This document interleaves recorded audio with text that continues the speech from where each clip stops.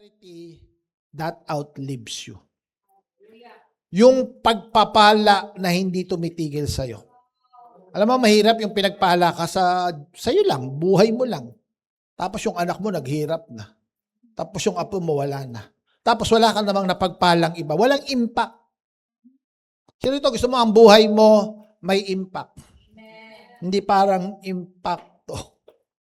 Minsan kasi walang impact ang buhay. Yung dumaan ka na lang sa mundong ito, parang walang nangyari sa'yo. Kasi nga maraming mga tao, they would rather be happy than impactful. Nag-journey sila sa life, longing for happiness, longing for comfort. They never thought, how can I make a difference? How can I make an impact? Pwede ba tayong tumayo? Tayo po ay magkakaroon na ng declaration. It is just an introduction. Medyo iniba ko lang ngayon para... Kasi yung iba kabisado na, magde-declaration na yan. So, na iba naman. Okay? So, unahin po natin i-declare ang ating Luke chapter 4, verse 18 to 19. And I pray, most of us, kung hindi man lahat 100%, kabisado mo na yan. Amen? We're declaring this in King James Version. Luke chapter 4, verse 18 to 19. The Spirit of the Lord is upon me, because He hath anointed me to preach the gospel to the poor. He has sent me to heal the brokenhearted, to preach deliverance to the captives and recovery of sight to the blind, to set at liberty them that are bruised, to preach the acceptable year of the Lord. Jesus Christ is my Lord and He is Christ the Rock. Amen? Pwede ba nga let's declare and put on the full armor of God. I put on the helmet of salvation, the breastplate of righteousness, the belt of truth, the sandals of peace, the shield of faith, and the sword of the Spirit. I am covered by the full armor of God, protected by the blood of our Lord and Savior Jesus Christ, and filled by the sovereign Holy Spirit. Sige po, tayo tuloy-tuloy na, magde-declare tayo. I declare that God prosper me, not for selfish gain, but so that I may advance His kingdom, bless others, and bring glory to His name. I declare that God blesses the work of my hands. My prosperity has a purpose. I will steward God's blessing with wisdom, generosity, and integrity. Through my life, others will be blessed. The gospel will advance, and God will receive all the glory. These are all my declaration in the most powerful name of my Lord and Savior, Jesus Christ. Amen. Parang natapos na tayo agad. Okay na yan. Sige, next time, declare natin. Okay, sige po mga kapatid, bago ka umupo, sabihin mo sa katabi mo, ikaw ay pabanal ng pabanal. Ikaw ay payaman ng payaman. Ikaw ay pa-level up ng pa-level up. Amen. Sige pa tayo makakaupo na. Thank you. Hallelujah. Sabihin nga natin, hallelujah! Ayan. So, ako po ay excited dahil ang buhay natin ay maraaring magamit ng Lord to make an impact. Amen? Alam niyo, pag binabasa ko ang Bible, wala kang mababasa sa Bible that God loves a large giver.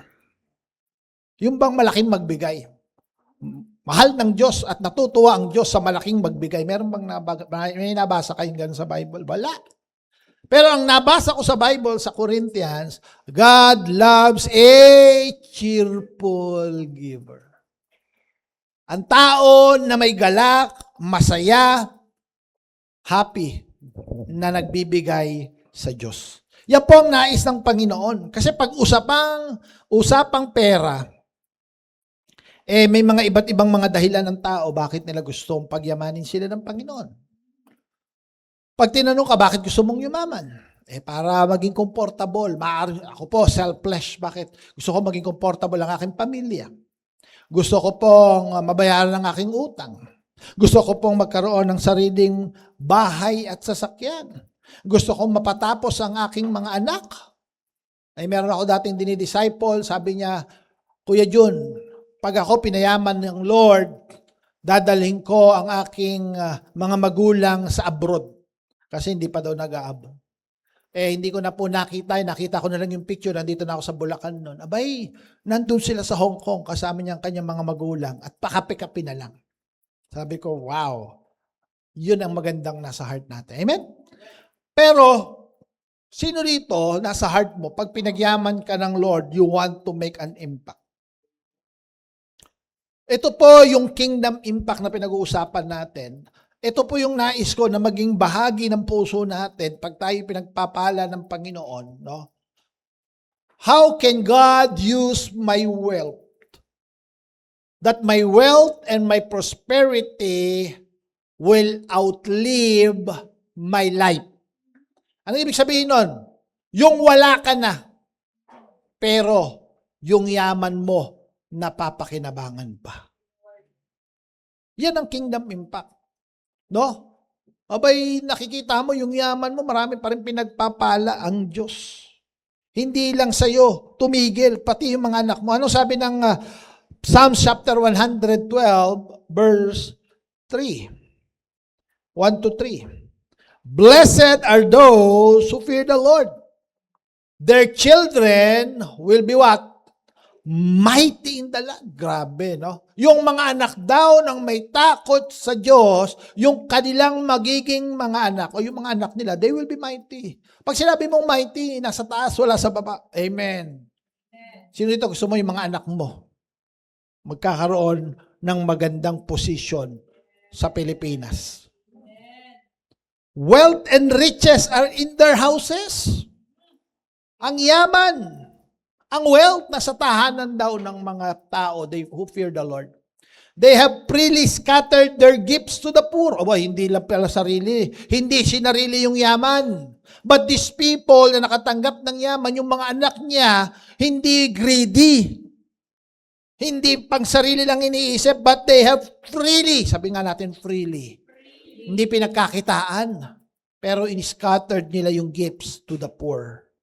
Their righteousness endures, forever. That is a kingdom impact. Yan po yung ating key verse ngayong umagang. Sino rito gusto mo ganyan yung buhay mo? Yung mga anak mo, mighty, pinagyaman ng Lord. Tapos hindi mayaman na madamot. Meron bang mayaman na madamot? Meron bang mayaman na sarili lang ang gusto nilang makinabang sa yaman nila? Kaya minsan may mga pamilya nga, gusto nila sa kanila lang. No? Sa lahi lang nilang yaman. Kaya sila, pag nag-aasawa sila lang. Yung lahi lang nila. Hindi. Ay, meron nga akong nalaman, meron palang tinatawag natin na top, no? 5,000. Alam niyo bang top 5,000? Meron palang top 5,000. Pag sinabing 5,000, kabahagi ka ng top 5,000 richest family sa Pilipinas. May mga pamilya na hindi sila nagpapakasal kung hindi ka bahagi doon sa top 5,000. Nalaman ko to, total di man tayo nakalive ngayon, pero mamayang hapon di ko na babanggit. Baka kasi, may kakilala kami before. Abay, mayaman yung tao na to. Actually, yung lalaki na to, may-ari sila ng isang franchise ng Jollibee. Pag ikaw ba may-ari ka ng isang franchise ng Jollibee, mayaman ka o hindi? Ay, mayaman ka. Ang problema, yung lalaki, bilyonaryo. Yung lalaki, kasama sa top 5,000 family. Mag-boyfriend sila, girlfriend niya yung babae, mayaman din yung babae, may franchise ng Jollibee. Pero sabi ng lalaki, pasensya ka na, hindi na tayo pwede matuloy sa ating pagkakasal. Bakit? Ayaw ni Papa at ni Mama. Hindi ka kabahagi. Yung pamilya nyo hindi bahagi sa top 5,000. Sabi ko, grabe, may ganun pala. Samantala, pag tinignan mo, mayaman na rin naman. Bakit? Kasi itong mga to, gusto nila yung yaman nila sa kanila lang. Hindi nalalabas. Kaya pag tingin mo, ang kan-angkan, Ang inasawa ni ganito, yung pamilya na ganito. Sila lang nag-aasawaan. Bakit? Gusto nila control nilang yaman. Walang pinagkaiba yan noong mga panahon ng mga hari. Yung prinsipe ng Pransya, aasawahin yung prinsesa ng England. At yung England naman, ang kailangan pangasawa, yung anak ng Spain, yung anak ng Denmark. Silang mga hari, royal blood. At yan po hanggang ngayon pala, kasi may mga tao, they don't want to scatter their wealth. But tayo bilang mga kingdom, may impact. Hindi natin sasarilin ang pagpapala ng Panginoon. Amen. Now, the ultimate question, why does God prosper us? Bakit ka pagpapalain ng Diyos? Is prosperity only for yourselves? Para lang ba sa'yo? What legacy are we leaving? Anong iniiwan nating legacy? Kasi ang yaman, pag sinabi nating legacy, pag-uusapan natin yan ngayong umagang ito, it is beyond wealth. Amen. Of course, may inheritance na wealth. Pero ang totoong pamana ay hindi tumitigil sa yaman. Prosperity reaches its highest purpose. Or listen to this. Prosperity reaches its highest purpose when it advances God's kingdom. Ayan po yung lagi naming sinasabi doon po sa mga sumama sa atin sa home office. Ang pagpapala ng Panginoon, darating yan. Pero siguraduhin natin, we participate in the advancement of God's kingdom. Amen. Kaya po doon sa home office, pagpasok pa lang nila, nag-devotion, chine-check yung devotion. Bakit? We can never make an impact kung puro dala mo lang pera. You are impacting because of your life. The blessing comes into your life because of the covenant. Sabihin niya natin covenant. Si Abraham, nasa isang lugar siya. Narinig niya ang tinig ni Lord. Leave your country.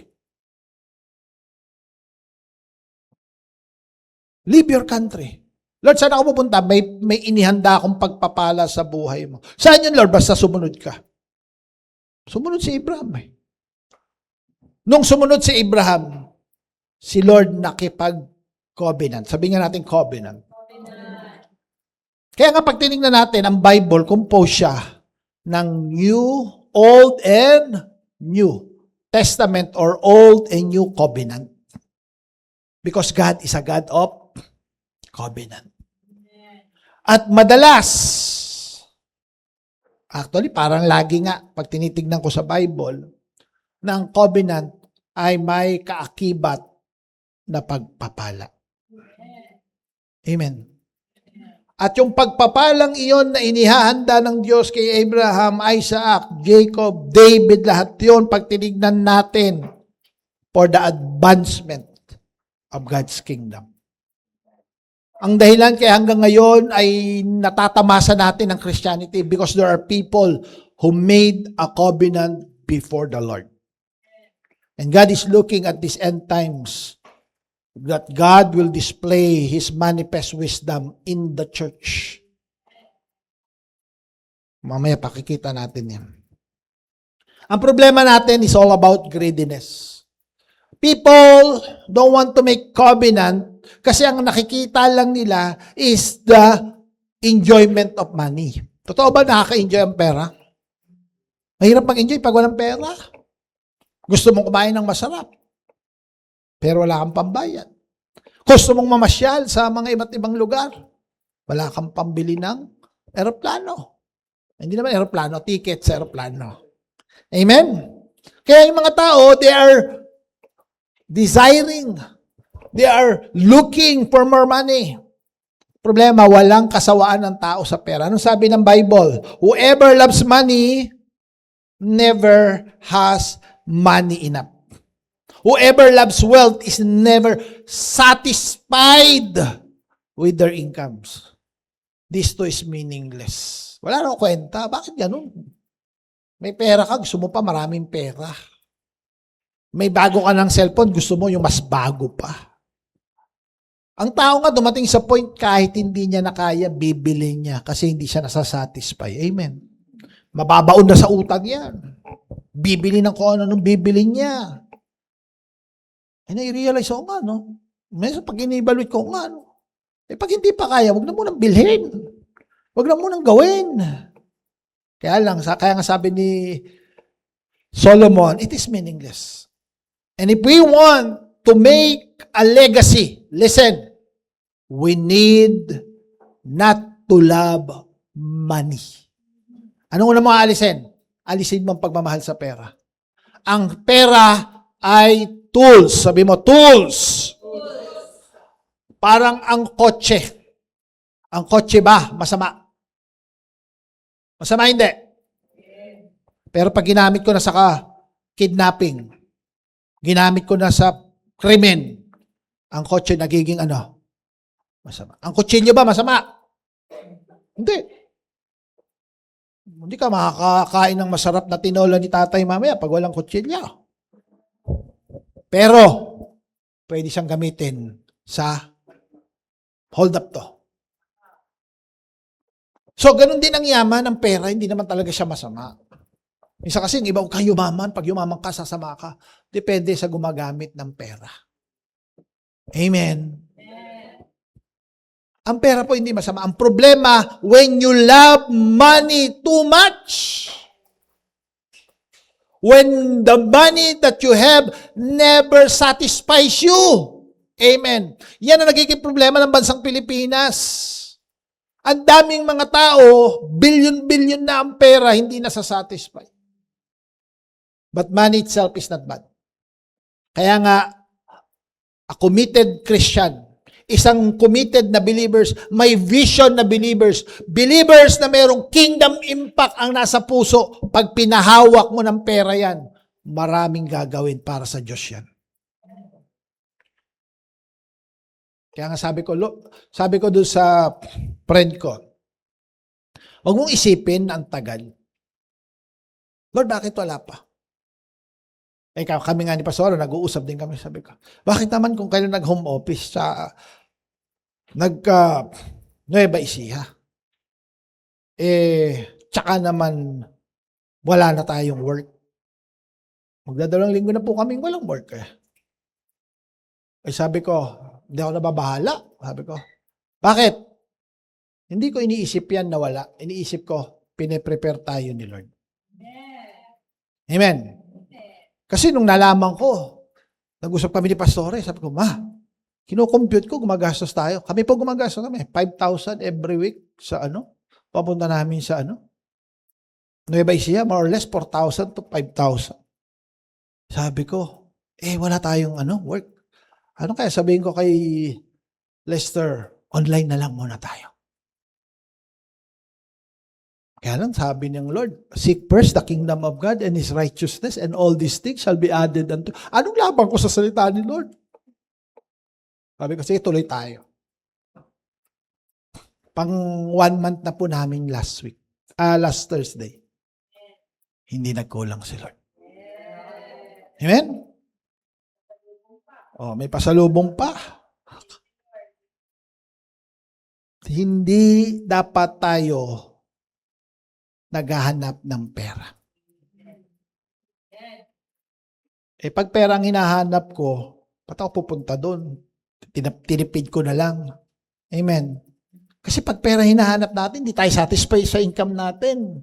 This too is meaningless. Si Pastora naman biglang nagsabi, ano kaya? Mag-apply ka doon sa mga ina-apply natin dati sa online. Sabi ko, hindi, may alignment tayo sa home office. Ito ang gagawin natin. Mag-obey tayo sa senior pastor natin. Submit tayo kay Bishop. Ito lang muna ang gagawin natin. Kasi may mga work kami before online na pwede ko naman puntahan, baka sakali, Lord, side gigs. Di ba? Pero it's not all about the money. It's all about obedience. Sabi mo sa tabi mo, it's not all about the money. It's all about the obedience sa Lord. Amen? So, 5 bagay na pag-uusapan natin. Mabilis lang to. Number 1, we need to build a legacy, not just a living. Pag ikaw nagtatrabaho, pag ikaw kumikita ka ng pera, isipin mo, hindi lang trabaho. I'm not just making a living. Making a living, nagtrabaho ka, kumita ka 1,000 isang araw. That's making a living. Amen. Anong impact niyan? May impact ba yan sa next generation? May impact ba yan sa life na kung saan ito talaga ang binigay na buhay ng Panginoon? Ikaw ba ay binuhay lang ng Panginoon para huminga? For 80 years, huminga ka lang. Pagharap mo sa Panginoon, anak, anong ginawa mo sa buhay na pinagkaloob ko sa iyo? Lord, huminga ako for 80 years. Pero for 80 years, wala ka bang ginawa? Kundi huminga ka lang. Ibig sabihin, nag-exist ka lang. Walang naging impact ang buhay mo sa buhay ng iba. Your wealth may stay behind, but your legacy lives on. Ang mahalaga, may legacy kang maiiwan. Building a legacy means God's blessing reaches the generations. Kaya pag hindi ka pinagyaman ng Lord, ano yung blessing na mabibigay mo sa next generation? Amen. Si Pastora nga, sabi niya, Pastor, gusto ko talaga magkaroon ng eskwelahan. At marami tayong pag-aaralin dun sa eskwelahan na yon. Sabi ko, magandang yan. Amen. Sabi ko nga, paanohin natin yung home office. Para pagka dumami yung pumapasok sa home office, hindi tayo magpapasweldo ng minimum wage. Above minimum dapat lagi tayo. That's making an impact in this generation. Amen. Prosperity begins with fearing God. Mas takot ka kay Lord kaysa mawalan ng pera. Sino rito takot kang mawalan ng pera? Dapat mas takot ka kay Lord. Mas sumunod ka sa Lord kaysa takot mo na mawalan ng pera. Righteousness outlives possessions. Ang katapatan mo, ang righteousness na pamumuhay mo, maa-outlive niyan yung mga possession na meron ka. Ang problema kasi, pagka marami kang pera, hindi mo naman madadala ang pera sa langit Amen. Actually, pag ikaw nag-accumulate ka ng napakaraming pera, ang tanong, saan mapupunta yung pera mo? I'm already 52, going 53, although looking 45. Yung yaman, pagka naging mayaman na mayaman ako, mapapakinabangan ko ba yan? Imaginein mo, meron yung mga tao, magkano ginagastos niya isang araw? Milyon. May mga tao pala namumuhay 1,000,000 sa araw, ang gastos. Paano mo lang ginagastos yung 1,000,000 na yan? Kakain sa isang meal nila, 100,000 Meron palang meal, 100,000 per meal. Ibig sabihin, sabi ko mukhang hindi Jollibee yan. Kasi pag Jollibee yan, mukhang ang dami mo ng order. Kahit marami kang pera, yung billion na naiwan mo, hindi mo madadala yan. Amen. Ang sabi ng Ecclesiastes chapter 2 verse 18, I hated all my toil in which I toil under the sun. Yung paghihirap ko para mag-acquire ng pera, yung pagtatrabaho ko. Bakit? Seeing that I must leave it to the man who will come after me. Nag-ipon ako, nag-acquire ako ng maraming pera, iiwan ko lang sa iba. And who knows whether that person will be wise or foolish. Hindi ko alam kung matalino yan o mangmang. Yet he will be the master of all, for which I toiled and used my wisdom under the sun.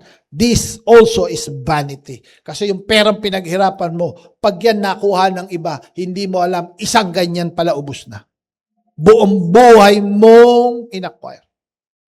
Pagpunta namin ng Nueva Ecija, may nakita kami doong ginagawang mall. Napakagandang mall. Laki.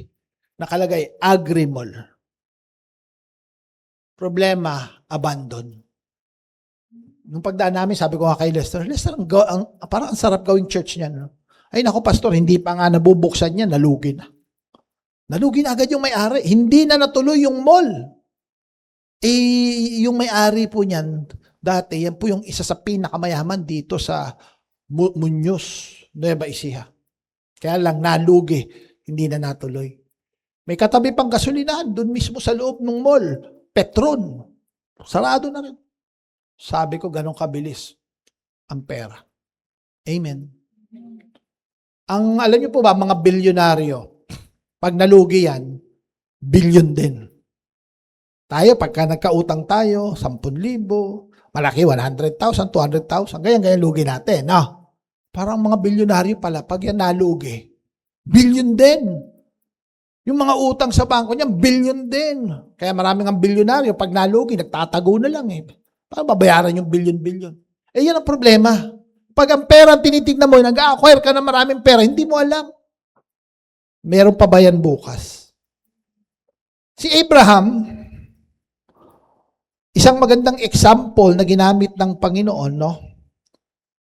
Nung siya ay nabubuhay. In Genesis chapter 12, no, hindi na natin ipopost yan, pero basahin nyo na lang, Genesis chapter 12. Ang sabi ng Panginoon, and I will bless you. Sabi niya kay Abraham. And you will become a blessing. And all nations on the earth will be blessed because of you. Is that a legacy? Si Abraham, grabe. Tanong, pag binasa mo ang Bible, pinagbahala ba si Abraham? Yes, naging siya yung pinakamayaman. Actually, ang kinakalaban ni Abraham, king, hindi siya hari pero kaya niyang patumbahin ng mga hari. Ganon makapangyarihan itong si Abraham. May sariling army. Pero hindi siya hari. Bakit? Mayaman. Pero yung yaman niya hindi lang sa kanya. Sabi ng Bible, I will bless you and you will be a blessing. Sino rito ganun gusto mong buhay? Hindi ka lang pinagpala, pero daluyan ka ng pagpapala. Alam niyo mga kapatid, sa Christ na Rakaypian, huwag nating i-aspire na tayo ay pinagpala. Di ba yung sabi mo, alam mo, pagpalain ka ng Lord? Hindi. Pagpalain ka ng Lord para ikaw ay maging pagpapala. At ang buong San Jose del Monte ay pagpapalain dahil sa'yo. Di ba? Ay, imaginein mo, makapagtayo ka nga naman ng eskwelahan. Tapos may mga scholar kang pinag-aaral. Di ba yan daming pinagpapalang pamilya? Amen? Abraham is a blessing. God blesses us to become a blessing. Alam mo si Abraham, because of his obedience, it impact a generation. Build your legacy. Now ito tanong, magandang mga tanong. What legacy am I creating?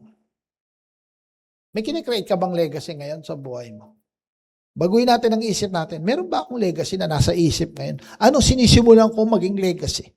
Will my children know God because of my life? That is a legacy.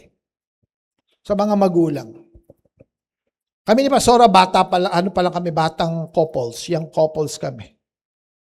Sabi ko, dapat yung mga anak natin maglilingkod sa Panginoon lahat. Hindi a-attend ng church. Hindi ang goal namin. Maglilingkod lahat yan sa Panginoon. Kung meron kaming number 1 na goal na legacy, yung pagkakilala nila at paglilingkod nila sa Panginoon. What will outlive me? Sabi ko kay Pastora kagabi, kahapon, mag-drive kami. Mahal, sabi ko gano'n. Sweetheart, alam mo, nasa heart ko, mag-disciple ng mga pastor. Mag-raise up ako ng mga pastors. Yun yung nasa heart ko. Because I want my life to outlive what I will left behind. And I believe, pagka ikaw nakapag-disciple ka, nakapag-mentor ka ng mga pastors, it will outlive your life. Amen? Alam nyo, pag kayo, may mga covenant group kayo, mga Bible study na ginagawa nyo, estudyante ka. Sino rito, estudyante ka, gusto mo mag-iwan ng legacy sa eskwelahan? Imaginein mo, nag-aral ka dyan 3 years, 4 years. Wala ka man lang naiwan na legacy. Ang mahirap dyan, meron kang activity pero wala kang legacy.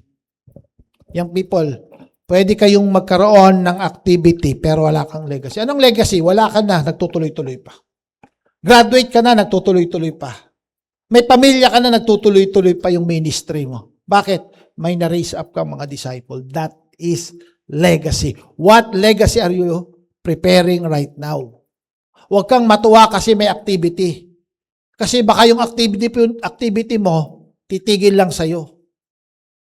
See to it, itong tao na to, aalagaan ko, i-disciple ko, and I will make a legacy. Kaya ako, papasalamat ako sa Panginoon. Tagal namin din nagkita ni Lester. Years. Kung may 10 years, may 10 years yata, pastora, no? Pero nung nagkita kami, sabi ko, at least yung tinanim ko sa tao to. Ngayon, imagine mo, magkakaroon ng Christ the Rock Nueva Ecija. Bakit? Kasi yung inalagaan ko ng estudyante pa siya, na disciple ko, magli-live on. Talagang hindi tayo nakalive, ha? Naka-record lang. Ay, chap-chap mo na lang to. Sabi ko, tinanong ko siya, sabi ko, Lester, tapatin mo ako. May heart ka bang magpastor? Wala niya anong sagot. And there was silence. Pero hindi nag-no. Kasi marami na akong tinanong eh. May heart ka bang wala po eh. Okay. Yung mga tinanong na ako niyan, wala po. Okay, sabi ko. Pero siya tumahimik siya. Ibig sabihin, sabi ko, uy, tumahimik ka. Ibig sabihin, kinoconsider mo. You need to think, how can I outlive myself? Number 2, you need to prosper to make an impact. Prosper to make an impact. Hindi ko ibig sabihin na pag wala kang yaman, hindi ka magkakaroon ng impact. Amen. Pero iba yung may impact na may pera. Pag tinitingnan ko yung mga kapatid natin sa Butuan, tinitingnan ko yung mga kapatid natin na pinuntahan namin dito sa Muson, yung mga kapatid natin sa Rizal, yung kapatid natin sa Bagong Silang, Camarin, na mga pinagpapala ng Panginoon, abay, grabe. Tatawagin yung mga young people, papakainin ng Jollibee, tapos share ng gospel. Pupunta, sabi nga sa akin ni Lester, Pastor, pagka nagbukas na yung pagpapala ng Panginoon, punta tayo dito sa barangay na to. Ano gagawin natin yan? Mamimigay tayo ng bigas sa mga grocery, tapos mag-preach ka ng gospel. Sabi ko, okay to ah. O sige. Sabi ko, okay. Tapos gawin natin, linggo-linggo. Sabi ko naman, gastos na ito. Linggo-linggo. Kaya lang, pag may pera kayong ganun, maliit lang, amen. Pag ikaw inisip mo, gastos naman. Sino dito kaya mong gumastos ng 20,000 linggo-linggo? Laki nun. Pagka pinayaman ka ng Lord, maliit lang yun. Sabi mo sa tabi mo, maliit lang yun. Because God want to bless us so we can bless others. That is making an impact. Ang sabi po ng Bible, from time to time, ito po yung New Testament kasi na nag-prosper, those who own lands or houses sold them, brought the money from the sales and put it at the apostles' feet. And it was distributed to anyone who had need. There were no needy persons among them. Sabi sa akin ng isang Pastor, bakit yan hindi ginagawa ng mga Christian ngayon? Nagbebentahan ng lupa para tulungan nyo. Sabi ko, i-context mo naman yan, Acts chapter 4. Yung Acts chapter 4, yan po yung simula ng early church. Amen. Nagsisimula pa lang po ang church niyan. Pero may makukuha tayong principle. Ano yon? Willing silang magkaroon ng impact ang buhay nila. Kingdom community, yung ating kingdom dapat maging community ni Lord. We need to the grace of God to change heart. That generosity removes need and prosperity serves people. Tingnan nyo, si Lord, yung grace ng Panginoon. Ito yung, sino nagpapabago ng puso? Siyempre, ang nagpapabago ng puso, yung grace ni Lord. That is kingdom community. Amen. Pero ang generosity natin, ito yung maaaring magbigay, makatulong sa pangangailangan ng iba. Generosity removes need and prosperity serves people. Pagka ikaw prinasper, makakapag-serve ka ng mas matindi sa mga tao. Minsan may na-hospital, gusto mong tumulong, di mo naman matulungan, wala ka rin pantulong eh. Amen. Pero pag may pera ka, ano ba naman? Okay, tulungan na kita. May mga hindi makapag-aral, gusto mong tulungan mag-aral, hindi mo rin matulungan. Bakit? Wala ka nga eh. Pero pag pinagpala ka ng Panginoon, you can serve people. Amen. Ito, tingnan nyo. Ito kasi baka, mga bata, tumingin kayo sa akin. Sino dito gusto nyo pagpalain pamilya nyo? Sabi ko sa mga anak ko, gusto nyo pagpalain pamilya natin? Magpakabait kayo. Sumunod kayo sa nanay at tatay nyo. Why? Baka madamay yung kami ni mami. Kasi ang pagpapala, sabi ng Bible, honor your father and mother. Amen.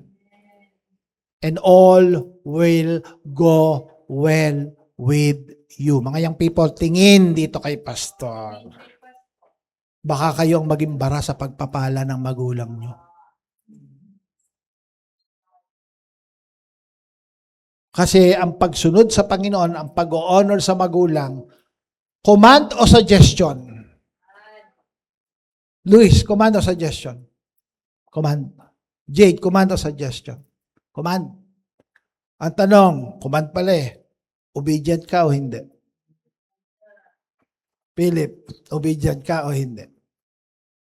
Every time you dishonor your father and mother, binabarahan mo ang prosperity na dapat dadaloy sa pamilya. Kasi we're talking about legacy. Ibig sabihin, from your parents, dadaloy papunta sa'yo. Amen. Eh sabi ng Lord, paano ko papadaloyin? Disobedience to. Hindi automatic yan, mga kapatid. Nakalaan, pero hindi makadaan. Pakinggan nyo mabuti ang mga young people. Yung pagpapala ng Diyos, nakalaan na sa'yo. Pinagpala ang magulang mo, nakalaan na sa'yo. Pero hindi makadaan dahil sa disobedience mo. Basic, honor your father and mother. Pag sinasagot mo ang magulang mo, ino-honor mo, hindi. Ito karami nakikita ko sa mga bata. Ito, sinabi ko rin ito kay Philip eh. Umiiba ugali nyo pag tinatanggal ang gadget nyo. Ibig sabihin, yung gadget na yan, hindi na pagpapala sa iyo yan. Sino rito gusto mo bigyan ka pa ng Lord na mas magandang gadget? Eh kung yung gadget na hindi pa nga kagandaan, hindi na pagpapala sa iyo eh. Di ba?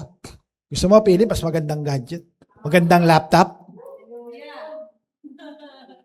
Eh kung yung bulok na laptop, pag tinanggal sa iyo, nag-aapoy na yung mata mo sa galit, ba't ka bibigyan ng Lord na mas magandang gadget? Ewan ko lang, kung ako lang nakakaranas na ito, baka sa ibang pamilya, hindi nila nararanasan to. Yung pag kinuha yung gadget, kaya nga ang test eh, sabi ko ang gusto kong i-test eh, mahal kaya ako ng mga anak ko, kunin ko kaya lahat ng cellphone tsaka ano.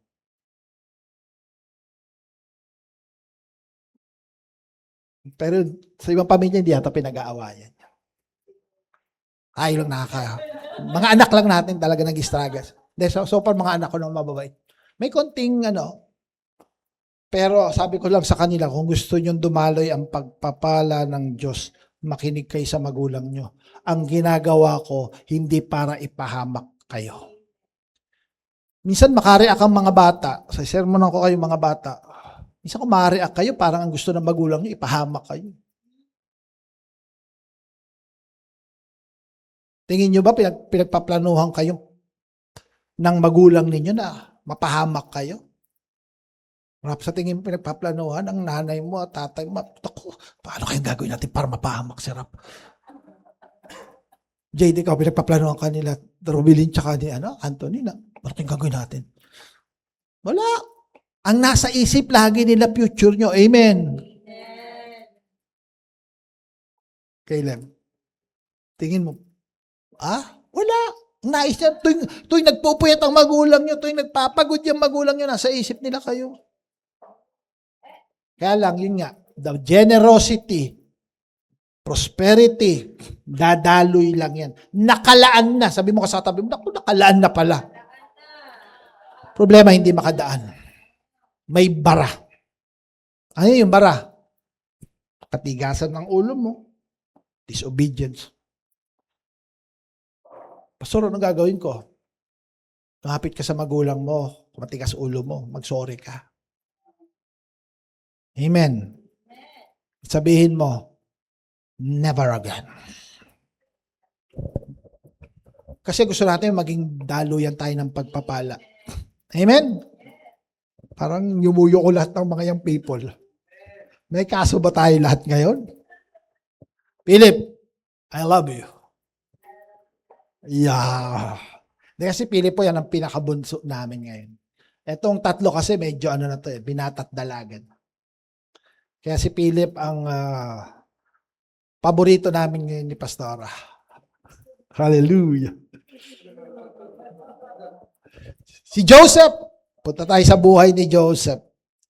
Alam niyo bang si Joseph, ang sabi ng Bible, sabi ni Joseph, marunong si Joseph Nung siya ay pinagpala na ng Lord, sabi niya, God has blessed me in such a time as this.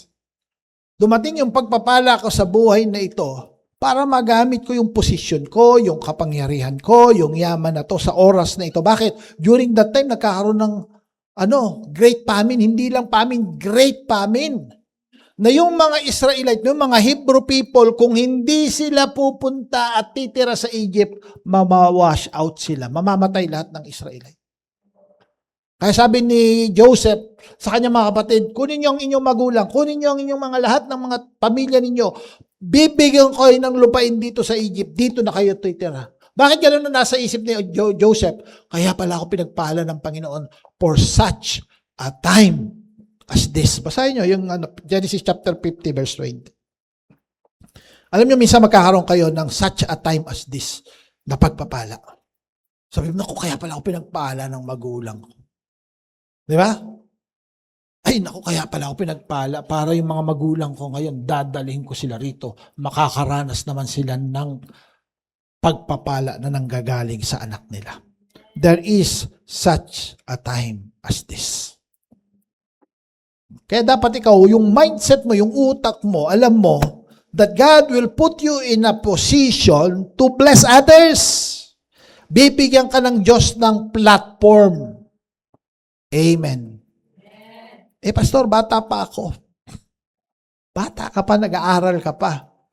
Naku. Last Tuesday, nakikinig kami ng testimony. Estudyante pa lang, nag-aaral, hindi pa graduate, nagsi-6 digit na. Magulat niya kami ni Pastor. Sa church nila, mga estudyante, hindi pa mga graduate, kumikita na. Kaya lang, pinapakinggan ko yung bata. Mature nang mag-isip. Pag hindi pa kayo mature, hindi kayo pagpapalain. Sino daw gusto mo promotion? Ang promotion, wala sa edad. Lord, Pastor, ako pinakamatanda rito, dapat ako mauna sa promotion. Ang promotion, wala sa edad. Ang promotion, depende sa maturity at pagtanggap mo sa role na binigay sa'yo ng Panginoon. Amen? Question. Sino ang makikinabang sa pagyaman mo? Who benefits from my prosperity? Yan ang tanong. Pamilya mo lang ba? Ito, practical question. Who can I help today? Sino pwede kong tulungan ngayon? Maaaring hindi malaki yan, mga kapatid. Pero sino pwede mong tulungan ngayon? Am I a channel or a reservoir? Alam niyo ang reservoir? Yung nandun lang, tubig, lake. Walang dumadaloy, siya lang. Pero ang reservoir, pinagdadaluyan. Ang anggat, channel yan Di ba? Ang anggat ngayon, natutuyo na. Pero praise God, nag-uulan, nadadagdagan. Sino rito, ikaw channel ka? Kailan ka magiging channel? Pag mayaman ka na o dapat ngayon nagiging channel ka na ng Lord? Amen. Simulan mo ngayon. Itong gawain ng Panginoon, Lord, magiging tapat ako doon sa tithes ko. Lord, magiging generous ako sa offering ko. Lord, magiging faithful ako sa pastor ko. I-honor ko. Aba, ibig sabihin yan, channel ka. Amen. May nangangailangan, willing kang tumulong. Number 3, hindi lang yaman ang nais natin makuha ng ating generation. We also pass down wisdom, not just wealth. Wisdom multiplies what money cannot. Bakit? Hindi mo ma-maintain ang prosperity pag wala kang wisdom. Kaya nakita nyo ba, alam nyo ba sa studies, ang daming mga nanalo sa loto, milyon-milyon ang pinanalo, after a few months, balik uli sa dating buhay. Bakit? Walang wisdom. Biro mo nakakuha ng pera, pwedeng mayaman. Dali ka, party! O bala to, 100,000 sa'yo, 100,000 sa'yo. Maya ubos na pera. Walang wisdom. May nakakausap ang ganyan. Sabi niya, hindi, ako pastor, iba ako pagka nanalo ako sa loto. Pag nanalo ako sa loto, ganito, galing magplano. Kaya lang sabi ko sa kanya, ang kalaban mo kasi dyan yung statistics. Tingin mo, hindi ganyan ang iniisip ng mga nanalong iba. Amen. Pag wala kang wisdom, mape-pressure ka eh. Yung unti-unting pare, naman dyan, kain tayo, pare, hindi mo mamalay-malayan, ubos na yan. Ang 10 million, 20 million, kala mo pagka hindi ka marunong, wala kang talino. Kaya nga dapat tayo, pinapamana natin, ang hihingi natin kay Lord, hindi lang tayo pagpalain, pero gawin tayong matalino. Amen.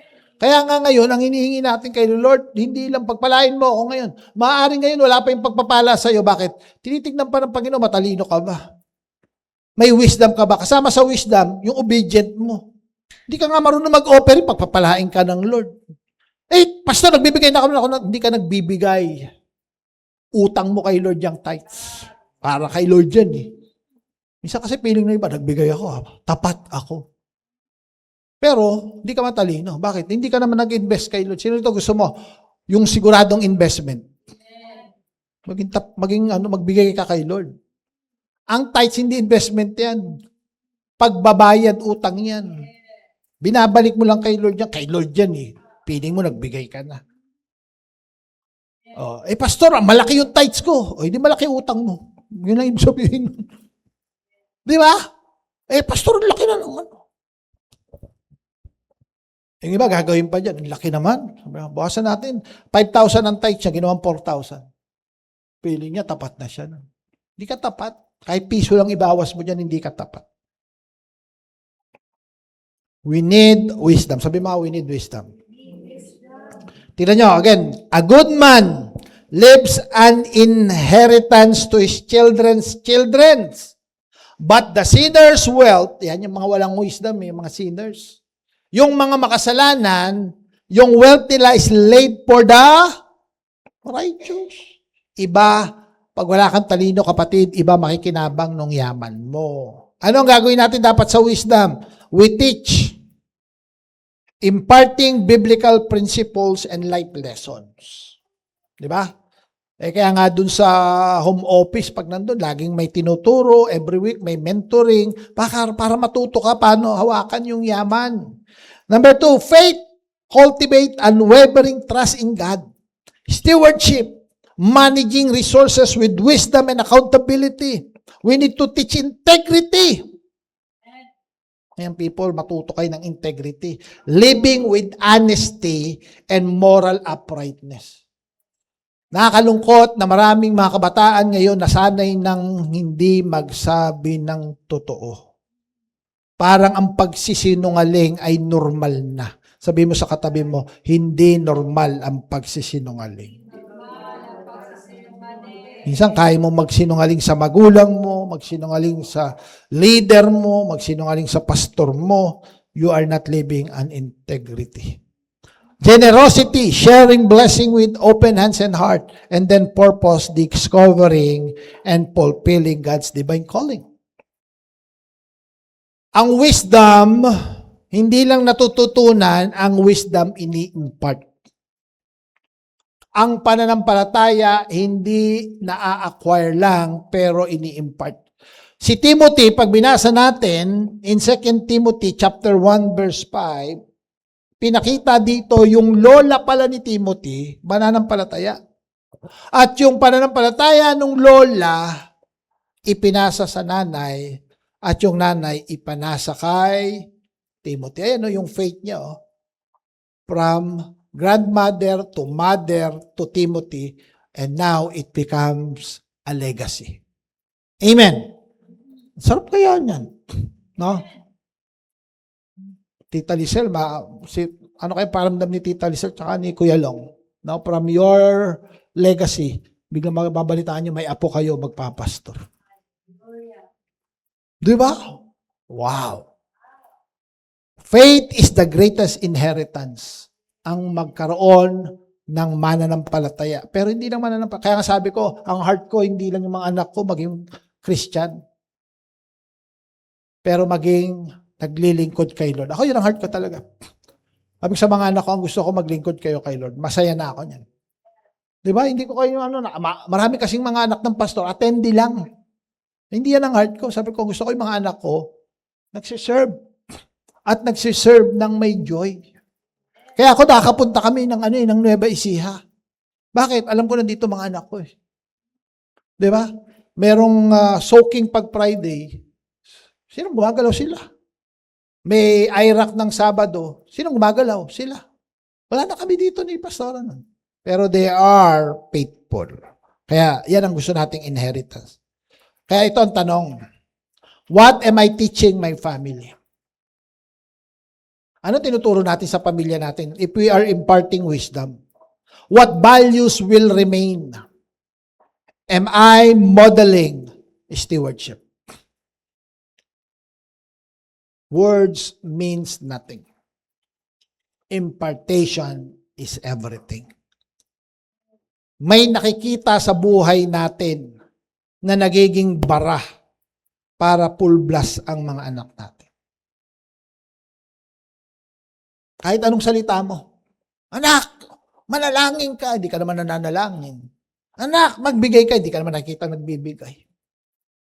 Actually, kami ni Pastora ang isa sa pinakamahirap na kalagayan dito.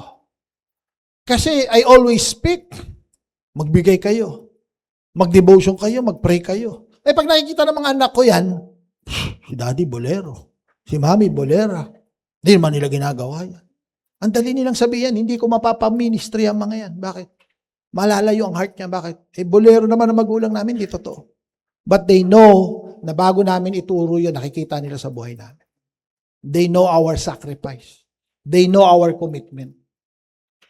How about you? Anong nakikita ng ating mga anak? What kind of modeling, what kind of stewardship in our life? Ang mahirap yung nagba-bounce back sa iyo yung sinasabi mo. Kaya ngayon mga kapatid, sabi mo sa katabi mo, ayusan tayo ng buhay. If we want to receive the prosperity from God, the wisdom that comes from God, yung pamilya natin, inaayos natin. Amen. Ayusin yung pamilya nyo sa tahanan. Number 4, invest in people, invest for eternity. People are heaven's greatest investment. Tao. Amen. Kaya nga sabi ko, ako gusto ko mag-impart sa mga tao. Gusto ko mag-impart. Kausap ko yung mga youth last Monday, I think. Yeah, Monday. Sabi ko, mga youth leaders kayo. I will now invest time with you. Every Sunday after ng service, magmi-meet tayo. I will now invest my time with you. Okay? If you want to grow, I will willing to invest my time with you. Kaya magkakaroon na kami ng covenant group ng mga young people na lalaki, tapos si Pastoro naman sa mga babae. Because we want to invest on people. We don't want to invest on activities, pero walang nangyayari sa buhay ng mga tao. Amen. Do not lay up for yourself, sabi ng Bible, treasures on earth where moth and rust destroy and where thieves break in and steal. But lay up for yourselves treasures in heaven. Paano mo ginagawa yan? By doing what God called you to do. Hindi lang magbigay, but mag-invest sa buhay ng mga tao. Ang sabi ng Bible, in 1 Timothy chapter 6, verse 17 to 19, command. Sabi mo nga, command. Again, hindi ito suggestion. This is a command. Ang sabi ng Bible, command those who are rich in this present world not to be arrogant, nor to put their hope in wealth, which is so uncertain, but to put their hope in God. Kanino ka lang daw dapat nagtitiwala? Kay Lord, who richly provide us with everything for our enjoyment. Ay pagpapalain ka pala ng Lord para mag-enjoy. Sino rito gusto mo mag-enjoy? Masama bang mag-enjoy ng mga pagpapala ni Lord? Hindi. Actually, ang linaw-linaw dyan eh. God will provide us with everything. Lahat ng kailangan mo para ma-enjoy mo ang buhay mo, provide din ni Lord dyan. Sagot ka na ni Lord. Sabi mo sa katabi mo, sagot ka ni Lord. Kaya lang, with those blessing, those prosperity, may pangalawang command. Command them to do what? To do good. To be rich in good deeds. And to be generous and willing to share. Pagpapalain ka ng Diyos para ma-enjoy mo yung pagpapala mo, pero huwag mo kalimutan, nais din ng Diyos sa pagpapala mo na yan, maibahagi mo sa iba. Maging generous ka. In this way, pag ginawa mo daw yan, may mga inimbesan kang mga tao, nag-share ka sa mga tao, tumulong ka sa mga tao. In this way, they will lay up treasures for themselves. Doon ka nakakapag-invest. Pag ikaw ay nag-invest, nag-share sa tao.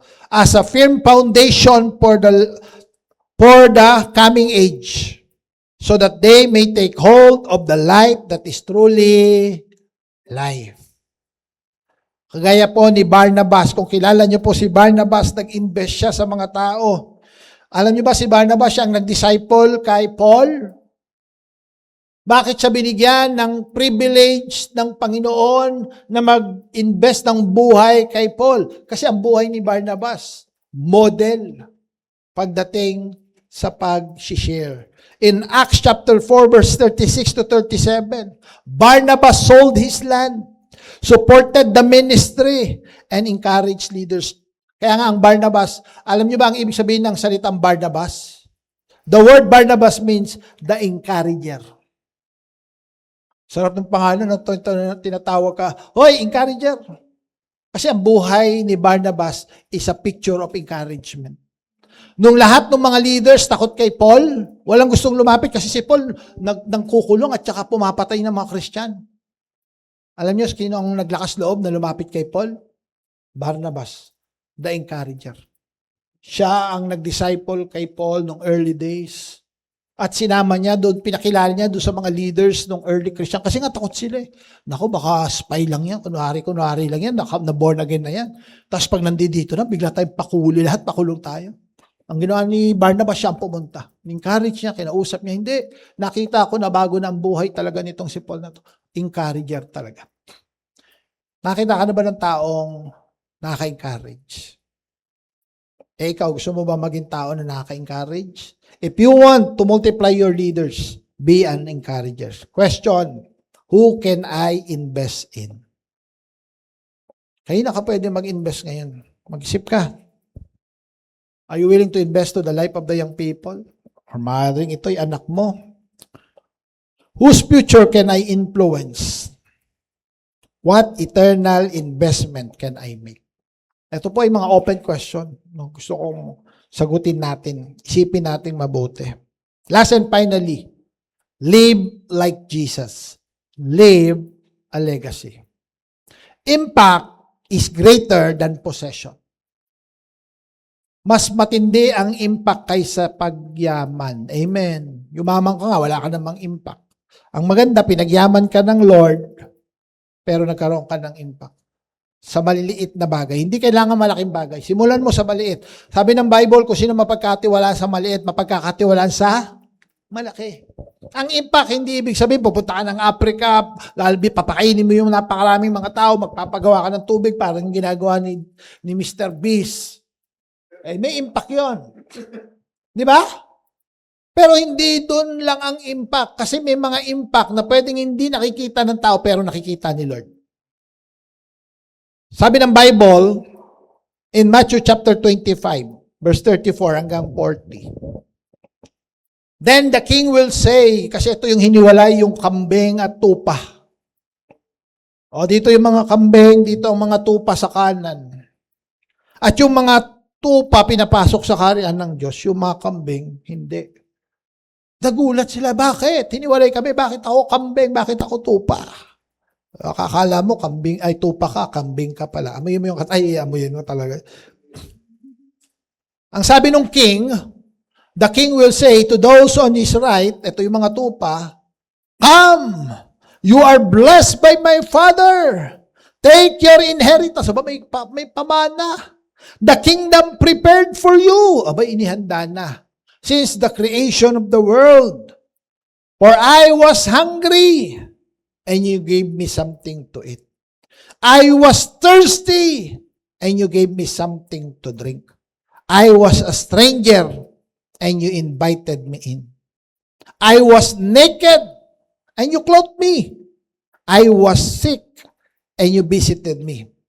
I was in prison, and you came to me. Then the righteous will answer him. Nagtaka yung mga tupa. Lord, when did we see you naked and clothed you? Or sick or in prison and visit you? When did we see you a stranger and invite you in? Or needing clothes and clothe you? When did we see you sick or in prison and go to visit you? Hindi ka naman namin nakita, Lord. Anong sabi ni Lord? Sa verse 40. The king will reply. Sabi sa verse 40. The king will reply, truly I tell you, whatever you did for the least of these brothers and sisters of mine, you did for me. Pinakain mo, tinulungan mo, ginaid mo, tinamitan mo. Sabi ng Lord, ginawa niyo sa akin. The least of my brothers and sisters. Yung mga nangangailangan. Our Lord Jesus Christ invested in people. Ang heart pa lang ng Panginoon, He already invested in people. He gave His life and changed the world forever. Amen. The greatest legacy is a transformed life. Kaya dito makikita natin, dito sa ating slide, that the greatest legacy is transformed lives. Amen. Ang pinakamagandang legacy, yung dating walang direction yung buhay, nagkaroon ng direction kasi nadikit sa'yo. Ang mahirap, nung nadikit sa'yo, napahamak. Amen. Sino rito gusto mo yung nadidikit sa'yo, maayos ang buhay? Ang hirap yung nadikit sa'yo, nagumulo buhay. Dapat ikaw, pag nadikit sa'yo, pagpapala. Sino rito gusto mo ang buhay mo pagpapala? Nung ako, Christian ako, estudyante ako, yun yung heart ko. Sabi ko, Lord, pag may nadikit sa akin, gusto ko pagpapala ako. Nababago ang buhay niya. Nababago ang mindset niya. Nababago ang obedience niya kay Lord. Hindi ka pwedeng gamitin ng Lord kung ikaw pa lang hindi nababago buhay mo. Yung mindset mo mali. Ang galaw mo mali. Decision making mo mali. Paano ka gagamitin ni Lord? Paano ka magkakaroon ng impact sa buhay ng ibang tao? Kaya mo bang sabihin sa isang tao, listen, everybody, mga young people lahat, kaya mo bang sabihin sa isang tao na gusto mong magkaroon ng impact? Gayahin mo ang buhay ko.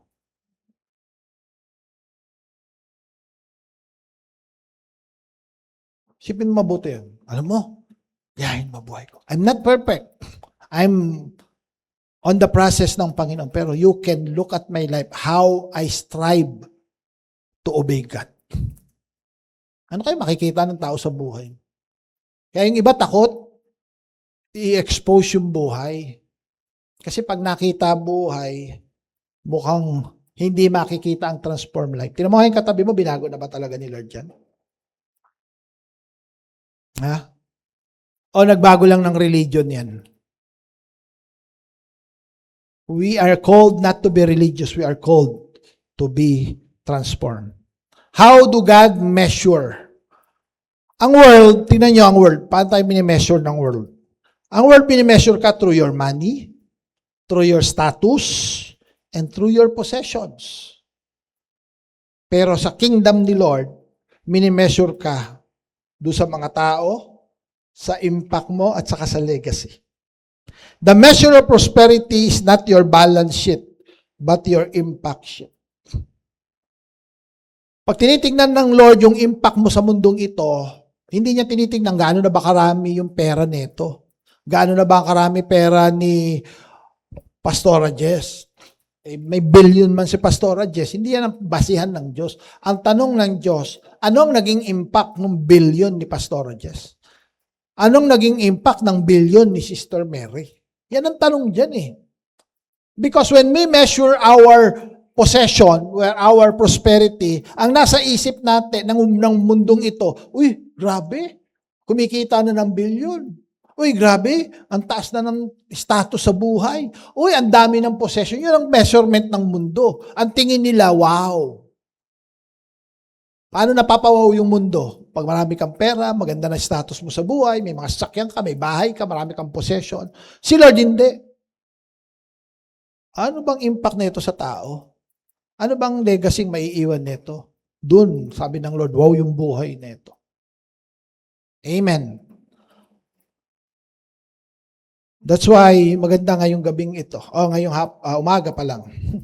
What will outlive you? Will your prosperity end with you or continue through God's kingdom? Yan po yung ating heart, no?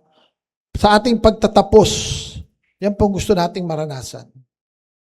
That God will prosper us and that God will use us so that the kingdom of God will be established. Amen? Pwede pa tayong tumayo, mga kapatid?